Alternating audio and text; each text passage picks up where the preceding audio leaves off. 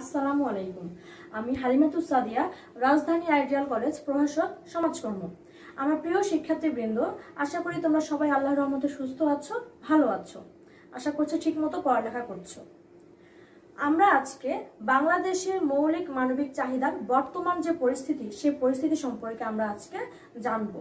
আমরা গত ক্লাসে জেনেছিলাম মৌলিক মানবিক চাহিদাগুলো কি, বা মৌলিক মানবিক চাহিদার যে ধারণাগুলো ছিল সেগুলো আমরা দিয়েছিলাম।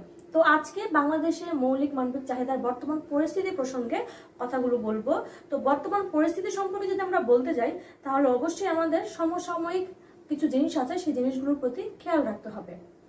কোনো দেশের আর্থসামাজিক, রাজনৈতিক ও প্রাকৃতিক অবস্থা সে দেশের মৌলিক মানবিক চাহিদা পূরণের ক্ষেত্রে বিশেষ প্রভাব বিস্তার করে থাকে। বাংলাদেশ বিশ্বের অন্যতম জনবহুল ও স্বল্পোন্নত একটি দেশ। দুর্বল আর্থসামাজিক কাঠামো, অস্থিতিশীল যে রাজনৈতিক পরিবেশ এবং জলবায়ু পরিবর্তনের ফলে যে সৃষ্ট প্রাকৃতিক বৈরী পরিবেশ বাংলাদেশে মৌলিক মানবিক চাহিদা পূরণে প্রতিবন্ধকতা সৃষ্টি করছে। বাংলাদেশ বিশ্ব মানচিত্রের একটি ক্ষুদ্রতম দেশ। দেশটির মোট আয়তন হচ্ছে ১,৪৭,৫৭০ বর্গ কিলোমিটার। দেশের মোট জনসংখ্যা ১৬৬.৫০ মিলিয়ন, যা ২০১১ সালের সময়তে ছিল ১৪৯.৭৭ মিলিয়ন। জনসংখ্যার এই প্রবণতা থেকে বোঝা যাচ্ছে যে জনসংখ্যার ক্রমবৃদ্ধি বাড়ছে, কিন্তু মাথাপিছু জমির পরিমাণ সেরকম ভাবে বাড়ছে না। জনসংখ্যার বৃদ্ধির সাথে সাথে এই জমির পরিমাণও কি হচ্ছে, ক্রমহ্রাসমান হচ্ছে। আবাদি জমির উপর এর চাপ পড়ছে, এতে উৎপাদন কমে যাচ্ছে। তাছাড়া বিভিন্ন প্রাকৃতিক দুর্যোগ এদেশের মানুষের নিত্যসঙ্গী। বন্যা, অতিবৃষ্টি, অনাবৃষ্টি, জলোচ্ছ্বাস, ঘূর্ণিঝড়, এই সব প্রাকৃতিক দুর্যোগ এদেশের কৃষি উৎপাদনকে কি করছে, মারাত্মকভাবে বাধাগ্রস্ত করছে। একসময় এদেশে মোট শ্রমশক্তির অধিক কৃষিতেই নিয়োজিত ছিল। এদেশে শিল্প ক্ষেত্রেও সেরকম ভাবে অগ্রসর নয়। তো বাংলাদেশের এই সমস্ত ঘাটতির কারণে অনেক বেশি হয়, স্বাভাবিকভাবে ব্যাপক যে বাণিজ্য ঘাটতি আছে সেগুলো দেখা দিচ্ছে। অন্যদিকে এদেশের অধিকাংশ জনগণ বিভিন্ন ধরনের সমস্যা, যেমন জনসংখ্যাস্ফীতি, দারিদ্র, নিরক্ষরতা, অজ্ঞতা, বেকারত্ব, মাথাপিছু নিম্ন আয়, নিম্ন জীবনমান, স্বাস্থ্যহীনতা, পুষ্টিহীনতা, কুসংস্কার, অপরাধ, কিশোর অপরাধ, ভিক্ষাবৃত্তি, যৌতুক প্রথা, বাল্যবিবাহ এবং নির্ভরশীলতা প্রভৃতিতে জর্জরিত। তাছাড়া সাম্প্রতিক যে বিভিন্ন রকমের যে অবস্থা, সেগুলো সামাজিক পরিস্থিতিতে কি করছে, আরো ভয়াবহ করে তুলেছে। মাথাপিছু নিম্ন আয় মৌলিক মানবিক চাহিদা পূরণের প্রধান অন্তরায়। ২০১৯ থেকে ২০ অর্থ বছরে বাংলাদেশের চলতি মূল্যে মাথাপিছু জিডিপি ছিল মাত্র ১৯৭০ মার্কিন ডলার এবং মাথাপিছু জাতীয় আয় ছিল ২,০৬৪ মার্কিন ডলার। বাংলাদেশ পরিসংখ্যান ব্যুরোর খানা আয় ব্যয় জরিপ ২০১৬ এর তথ্য অনুযায়ী দেশের শতকরা প্রায় ২৪.৩০% লোক এবং পল্লীর শতকরা ২৬.৪০% এবং শহরের ১৮.৯০% দারিদ্র্য সীমার নিচে অবস্থান করছে। বিরাজমান আর্থসামাজিক অবস্থার পরিপ্রেক্ষিতে বাংলাদেশে বিভিন্ন মৌলিক মানবিক চাহিদা পূরণের যে পরিস্থিতি, সেগুলো আমরা সংক্ষেপে এরপর আলোচনা করব।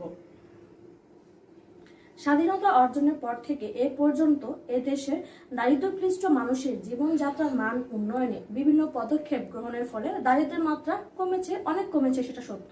কিন্তু এদেশে এখনো দারিদ্র্য সীমার নিচে অবস্থিত জনসংখ্যার যে হার, সেগুলো দেখার মতো। তো ২০২০ সালের বাংলাদেশ অর্থনৈতিক সমীক্ষা অনুযায়ী যে মোট জনসংখ্যা, সেটা তো বললামই, জনসংখ্যার বৃদ্ধির হার ছিল 1.37%, জনসংখ্যার ঘনত্ব ছিল ১১২৫, দারিদ্র্যের হার ছিল ২০.৫, তারপর চরম দারিদ্র্যের হার ছিল ১০.৫, সুপেয় পানীয় পান এর সংখ্যা ছিল 98.1 এবং পয় নিষ্কাশন ব্যবস্থা উন্নতি ছিল 81.5%। দারিদ্র্যের এহেন পরিস্থিতি প্রমাণ করে বাংলাদেশের মৌলিক মানবিক চাহিদার প্রকৃতি কি রকম। মৌলিক মানবিক চাহিদা অপূরণের সাথে দারিদ্র্যের সম্পর্ক কিন্তু ঘনিষ্ঠভাবে বিদ্যমান। তো আমরা এই কথার নির্দ্বিধায় বলতে পারি যে বাংলাদেশের অধিকাংশ জনগণের পক্ষেই মৌলিক মানবিক চাহিদা পূরণ করা সম্ভব হচ্ছে না। আমরা এখন মৌলিক মানবিক চাহিদার যে বর্তমান অবস্থা, সেটা সম্পর্কে দেখব। প্রথমে যা আছে সেটা হচ্ছে খাদ্য। খাদ্য হচ্ছে আমরা যা খাই এবং দৈহিকভাবে যেগুলো ক্ষয়পূরণ ও বৃদ্ধি সাধন হয়, যে সমস্ত খাবারগুলো। বাংলাদেশে বিরাজমান আর্থসামাজিক সমস্যার মধ্যে খাদ্য ঘাটতি অন্যতম। অধিক জনসংখ্যা, অনুন্নত কৃষি ব্যবস্থা, আবাদি জমি হ্রাস, ভূমির অনুর্বরতা ও খণ্ড বিখণ্ডতা, ধারাবাহিক যে প্রাকৃতিক দুর্যোগ আছে, খাদ্যদ্রব্যের যে অসম বন্টন আছে, এই সব কিছু মিলিয়ে বাংলাদেশের ধারাবাহিক খাদ্যর যে ঘাটতি সেটা কিন্তু অন্যতম একটা প্রধান কারণ। বিভিন্ন পরিসংখ্যান ও তথ্য পর্যালোচনা করলে খাদ্যের মতো মৌলিক মানবিক চাহিদার যে বাস্তব চিত্র সেটা স্পষ্ট হয়ে ওঠে। বাংলাদেশের যে বিশ্ব ব্যাংকের মতানুযায়ী বাংলাদেশের মাথাপিছু আবাদি জমির পরিমাণ হচ্ছে 0.12 একর। বাংলাদেশে মোট জনশক্তির 40% কৃষির সাথে জড়িত। বিবিএস এর তথ্য মতে বাংলাদেশের বর্গা চাষী ও ভূমিহীন কৃষকের সংখ্যা যথাক্রমে 6.5 এবং 2.3 মিলিয়ন। 2019 সালের কৃষি শুমারির তথ্য অনুযায়ী দেশের ভূমিহীন খানার সংখ্যা মোট খানার 11%। বাংলাদেশে মোট 3,55,30,000 খানার 11.34% কোনো ধরনের জমি নেই বলে তথ্যে উঠে এসেছে কৃষি শুমারি 2019 জরিপে। মাথাপিছু চাষাবাদ যোগ্য ভূমির পরিমাণ ক্রমশ হ্রাস পাওয়ায় খাদ্য উৎপাদন জনসংখ্যার অনুপাতে বৃদ্ধি পাচ্ছে না। জনসংখ্যা যে পরিমাণে বৃদ্ধি পাচ্ছে সেই পরিমাণে খাদ্য উৎপাদন করা যাচ্ছে না। প্রতি বছর এজন্য বিপুল পরিমাণ খাদ্যশস্য বিদেশ থেকে আমদানি করে খাদ্য ঘাটতি পূরণ করতে হচ্ছে। 2019 থেকে 20 অর্থবছর সংশোধিত বাজেটে সরকারিভাবে 5.03 লক্ষ মেট্রিক টন খাদ্য সাহায্য সহ চাল 0.02 লক্ষ মেট্রিক টন ও গম 5.01 লক্ষ মেট্রিক টন খাদ্যশস্য আমদানির লক্ষ্যমাত্রার বিপরীতে ফেব্রুয়ারি 2020 পর্যন্ত প্রকৃত খাদ্যশস্য আমদানির খাদ্য সাহায্য সহ পরিমাণ দাঁড়িয়েছে 3.84 লক্ষ মেট্রিক টন, গম 3.84 লক্ষ মেট্রিক টন। বেসরকারি খাতে একই সময়ে 0.04 লক্ষ মেট্রিক টন চাল এবং 46.17 লক্ষ মেট্রিক টন গম সহ মোট 46.21 লক্ষ মেট্রিক টন খাদ্যশস্য আমদানি করা হয়েছে।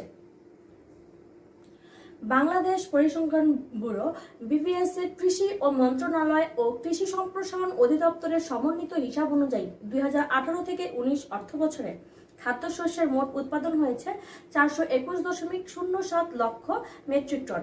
এর মধ্যে আউশ হচ্ছে 27.75 লক্ষ মেট্রিক টন, আমন 140.55 লক্ষ মেট্রিক টন, বোরো 195.61 লক্ষ মেট্রিক টন এবং গম 10.17 লক্ষ মেট্রিক টন। 2019 থেকে 20 অর্থবছরে খাদ্যশস্য উৎপাদনের লক্ষ্যমাত্রা ধরা হয়েছে 454.04 লক্ষ মেট্রিক টন, যার মধ্যে আউশ ধান হচ্ছে 30.12 লক্ষ মেট্রিক টন, আমন 155.02 লক্ষ মেট্রিক টন, বোরো 204.36 লক্ষ মেট্রিক টন ও গম 12.46 লক্ষ মেট্রিক টন। এছাড়াও মাথাপিছু দৈনিক মাছ গ্রহণের পরিমাণ চাহিদার চেয়ে 60 গ্রাম বা দিনে বৃদ্ধি পেয়ে 62.58 গ্রামে 58 গ্রামে প্রাণীজ উৎস হতে দেশে উৎপাদিত খাদ্যপণ্য যেমন দুধ, মাংস, গরু, ছাগল, হাঁস, মুরগি এবং ডিমের পরিমাণ নিয়মিতভাবে বৃদ্ধি পাচ্ছে। 2018 থেকে 19 অর্থবছরে মাথাপিছু দুধ, মাংস এবং ডিমের প্রাপ্যতা বেড়ে যথাক্রমে 165.07 মিলি দিনে 124.99 গ্রাম ও 103.89টি বছরে উন্নতি হয়েছে। সম্প্রতি করোনা সংকটে দীর্ঘমেয়াদী সাধারণ ছুটির ফলে পোল্ট্রি এবং ডেইরি, বিশেষ করে ডিম ও দুধের বাজারজাতকরণের ক্ষেত্রে মারাত্মক সমস্যা দেখা দেওয়ায় সরকার এই সমস্যা মোকাবেলায় প্রয়োজনীয় উদ্যোগ গ্রহণ এবং সহায়তা প্রদান অব্যাহত রেখেছে। কৃষি শুমারির এক রিপোর্টে দেখা যায় এদেশের মানুষের মাথাপিছু জমির পরিমাণ মাত্র 0.24 একর, যা প্রতিদিনই হ্রাস পাচ্ছে। অন্যদিকে পুষ্টিবিজ্ঞানীদের মতে স্বাস্থ্য ও পুষ্টির জন্য একজন প্রাপ্তবয়স্ক মানুষের প্রতিদিন 25 আউন্স খাদ্যের প্রয়োজন। অথচ বর্তমানে বাংলাদেশে একজন মানুষের গড় খাদ্য গ্রহণের পরিমাণ মাত্র 15 আউন্স। খাদ্য ঘাটতি, সীমিত সরবরাহ, কৃত্রিম খাদ্য সংকট সৃষ্টি, খাদ্যদ্রব্যের মূল্যের ঊর্ধ্বগতি ইত্যাদি কারণে বাংলাদেশের অধিকাংশ মানুষের মোট আয়ের শতকরা 75% ব্যয় করতে হয় খাদ্য চাহিদা মেটাতে। তাছাড়া খাদ্যের গুণগত নিম্নমান, ভেজাল খাদ্য ও পরিমাণের স্বল্পতা মানুষের উপর নানাভাবে বিরূপ প্রভাব ফেলে। শারীরিক, আর্থসামাজিক ও মানসিক দিকের ব্যাপক ক্ষতি সাধন করে সমাজ জীবনে নানামুখী সমস্যার সৃষ্টি করে। দ্বিতীয় নম্বরে আছে বস্ত্র। সামাজিক জীব হিসেবে মানুষের সামাজিকতা রক্ষা এবং প্রাকৃতিক প্রতিকূল অবস্থা থেকে নিজেদেরকে নিয়ন্ত্রণে রক্ষা করার জন্য বস্ত্রের প্রয়োজন পূরণ অত্যাবশ্যক হয়ে দেখা দেয়। বাংলাদেশে বস্ত্রের মতো গুরুত্বপূর্ণ মৌলিক মানবিক চাহিদা আর্থিক কারণে সব শ্রেণী জনগণের পক্ষে যথাযথভাবে কি করা হচ্ছে না, সম্ভব হচ্ছে না যথাযথ পূরণ করা। বাংলাদেশের দরিদ্র ও নিম্ন শ্রেণীর খাদ্যের প্রয়োজন মেটাতে মাথাপিছু আয়ের সিংহভাগ ব্যয় করা হচ্ছে এবং যে বিভিন্ন বস্ত্র খাতে ব্যয়ের পরিমাণ অত্যন্ত কম। 1971 সালে স্বাধীনতা সংগ্রামের সময় বস্ত্র শিল্পের যে অপরিমেয় ক্ষতি এবং স্বাধীনতার পর বস্ত্র শিল্পে যে সৃষ্ট অনিয়ম, অদক্ষ ব্যবস্থাপনা, উৎপাদন হ্রাস ইত্যাদি বাংলাদেশের কত সদস্যকে অনেক ক্ষেত্রে স্থায়িত্ব দান করেছে। মাথাপিছু বার্ষিক গড়ে 10 মিটার কাপড়ের ব্যবহার যদি ধরা হয়, তাহলে আমাদের যে 16 কোটি আছে বা 18 কোটি আছে যে জনসংখ্যা আছে, সেগুলোর কোটি মিটার অনুযায়ী কাপড়ের প্রয়োজন সেটা বলে অনুমান করা যায়। 2001 থেকে 2002 সালে 131.6 মিলিয়ন জনসংখ্যা হিসেবে মাথাপিছু বার্ষিক নতুন বস্ত্রের প্রাপ্যতা ছিল 15.7 মিটার এবং পুরাতন কাপড়ের প্রাপ্যতা ছিল 0.03 মিটার। মে 2012 সালে প্রকাশিত বাংলাদেশ পরিসংখ্যান পকেট বুক এর তথ্যানুযায়ী বাংলাদেশের মাথাপিছু বার্ষিক পুরাতন কাপড় প্রাপ্তি 0.03 মিটার এবং নতুন কাপড় 15.7 মিটার। বাংলাদেশে বস্ত্র উৎপাদনের পুরোটাই বেসরকারি খাতে উৎপাদিত হয়। সুতা উৎপাদনের সামান্য অংশ সরকারি খাতে উৎপাদিত হলেও ম্যাক্সিমাম ক্ষেত্রে বেসরকারি খাতে উৎপাদিত হয়। 2016 সালের এক জরিপে দেখা গেছে দেশে বর্তমানে কটন স্পিনিং মিল রয়েছে 429টি, সেখানে 22টি হচ্ছে সরকারি এবং 460টি হচ্ছে বেসরকারি। অভ্যন্তরীণ বস্ত্র চাহিদা প্রায় 40% বেশি তাঁত শিল্পের উপর কিন্তু নির্ভরশীল এখানে। তো 2010 থেকে 11 সালে 2016 সালে যে পরিসংখ্যানটা দেখানো হয়েছে এখানে, তো এই হচ্ছে আমাদের টেক্সটাইল শিল্প বলো, তারপরে টেক্সটাইল শিল্প এবং যে বিভিন্ন রকমের যে উৎপাদন ব্যবস্থাপনা আছে সেখানে এটার উপরই অভ্যন্তরে রয়েছে। তাছাড়া এই চাহিদা পূরণে আমাদের দেশে রয়েছে রেশম শিল্প, হস্তশিল্প, রেডিমেড গার্মেন্টস শিল্প ইত্যাদি। বিভিন্ন স্থানে গড়ে ওঠা শিল্প যেমন টাঙ্গাইলের তাঁত শিল্প, সিরাজগঞ্জের যে লুঙ্গি ও শাড়ি শিল্প, ঢাকার মিরপুরের বেনারসি শাড়ি, রাজশাহী সিল্ক, নারায়ণগঞ্জের জামদানি ইত্যাদি আমাদের বস্ত্র চাহিদা পূরণ করছে। বস্ত্র ও তৈরি পোশাক শিল্পে বর্তমানে প্রায় 50 লক্ষাধিক জনবল সেখানে নিয়োজিত রয়েছে। প্রাথমিক বস্ত্র শিল্প দেশের বর্তমান যে অভ্যন্তরীণ চাহিদা সেটা এক সিংহভাগ এবং রপ্তানিমুখী নিট ও ওভেন পেশাদার প্রয়োজনীয় বস্ত্র যথাক্রমে 80 থেকে 85% এবং 35 থেকে 40% মেটাতে সক্ষম হয়েছে, যেখানে দেশের মোট রপ্তানি আয়ের প্রায় 82% বস্ত্রপণ্য এবং তৈরি পোশাক রপ্তানি থেকে আসছে। বর্তমানে গার্মেন্টস ও বস্ত্র খাত বাংলাদেশের অর্থনীতিতে একটি দ্রুত বিকশিত সেক্টর। বাংলাদেশ বিশ্বের দ্বিতীয় বৃহত্তম তৈরি পোশাক রপ্তানিকারক দেশ। এই সেক্টরে জাতীয় অর্থনীতিতে গুরুত্বপূর্ণ অবদান রাখছে। 2018 থেকে 19 অর্থ বছরে তৈরি পোশাক ও নিটওয়্যার খাতে রপ্তানি আয় প্রায় 34.133 বিলিয়ন মার্কিন ডলার, যা উক্ত সময়ে দেশের মোট রপ্তানি আয়ের প্রায় 84.21%। বিটিএমসি নিজস্ব কাপড় উৎপাদনের পরিমাণ 8149.98 লক্ষ মিটার। 2016 থেকে 17 অর্থ বছরে 20.47 লক্ষ কেজি সুতা উৎপাদিত হয়। তাঁত শুমারি 2018 অনুযায়ী তাঁত শিল্পে বছরে প্রায় 47.474 কোটি মিটার তাঁত বস্ত্র উৎপাদিত হয়। দেশের অভ্যন্তরীণ বস্ত্র চাহিদার প্রায় 28%-এরও বেশি তাঁত শিল্প যোগান দিয়ে আসছে। এখন আমরা আলোচনা করব বাসস্থান নিয়ে। বাংলাদেশে মোট জনসংখ্যার 1/4 শহরাঞ্চলে বাস করে। বর্ধিত জনসংখ্যার জন্য বছরে গড়ে 3 লাখ বসত বাড়ির প্রয়োজন। বাংলাদেশে যে বাসস্থান মানুষের, সেটা আদিম বাসস্থান হচ্ছে মানুষের আদিম ও অকৃত্রিম মৌলিক চাহিদা। বাংলাদেশে জনসংখ্যা বৃদ্ধির সাথে সাথে গ্রামীণ জনগণের শহরমুখী প্রবণতার পরিপ্রেক্ষিতে গ্রাম ও শহর এলাকায় বাসস্থান সমস্যা ক্রমশ কি হচ্ছে, বাংলাদেশের বহু লোক গৃহহীন হয়ে ছিন্নমূল নামে পরিচিত। তারা শহর, নগর, বন্দর এবং গ্রাম এলাকায় ভাসমান বাসস্থান তৈরি করে মানবত জীবনযাপন করছে। এখন আমরা যে পরিসংখ্যানটা দেখব সেটা হচ্ছে 2016 সালের house hold income and expenditure survey থেকে। সেটা হচ্ছে বাসস্থানের মধ্যে কত শতাংশ ছাদের পাকা, সেমি পাকা এবং কাঁচা তার একটি চিত্র। যেমন পাকা হচ্ছে 11.06%, সেমি পাকা হচ্ছে 84.29%, কাঁচা হচ্ছে 4.65%। 2010-এ টয়লেট ফ্যাসিলিটিসটা হচ্ছে 51.05 থেকে 2016-তে যে পরিসংখ্যানে এসেছে সেটা হচ্ছে 61.37%-এ উন্নীত হয়েছে। আর ড্রিঙ্কিং ওয়াটার যেটা আছে সেটা হচ্ছে 97.19%-এ উন্নীত হয়েছে, যেটা গ্রামে আছে 97.08% এবং শহরে আছে 97.46%। ইলেকট্রিসিটির ক্ষেত্রে যদি আমরা দেখি, ইলেকট্রিসিটির যে জাতীয় হিসেব যেটা আছে সেটা হচ্ছে 75.92%, যেটা শহরে 94.01% এবং গ্রামে 68.85%। আমাদের সমাজে গৃহ সমস্যা দিন দিন বৃদ্ধি পাচ্ছে, কেননা জনসংখ্যা বৃদ্ধির সাথে সাথে গৃহ কিন্তু বাড়ছে না। অন্যদিকে বিভিন্ন ধরনের প্রাকৃতিক দুর্যোগ, নদী ভাঙন, দারিদ্র্য এইসব কারণে বহু লোক গৃহহারা হচ্ছে। এইসব জনগোষ্ঠী শহরে বস্তি সমস্যা সৃষ্টি করছে। শুধু ঢাকাতেই নয়, বর্তমানে প্রায় বিভিন্ন শহরের অঞ্চলে বিভিন্ন যে বিভাগীয় যে শহরগুলো আছে সেখানে জনসংখ্যা দিন দিন বৃদ্ধি পাচ্ছে, বাসস্থানের সমস্যা দেখা দিচ্ছে। এই বাসস্থান সমস্যা সমাজ জীবনে নানাবিধ সমস্যার সৃষ্টি করছে। এরপর যে আমরা শিক্ষা নিয়ে আলোচনা করব। বাংলাদেশের শিক্ষার মতো মৌলিক চাহিদা উন্নত বিশ্বের সমপর্যায় থেকে অনেক নিচে।